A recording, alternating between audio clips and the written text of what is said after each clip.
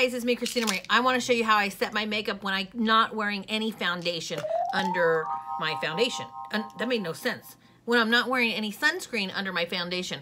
This is by Supergoop. If you guys can see it, it says an SPF 50. It is a setting mist. So like I just finished my makeup and all you do, it has the finest mister. Now, there is one downside to this product that sometimes the mister gets stuck and you have to pull it up and push it down. But other than that, this is how I've been wearing my sunscreen a lot of the times during the summer, because if you put on sunscreen under your foundation, it not only sometimes can make your foundation come up, but it can leave you a little bit too greasy looking.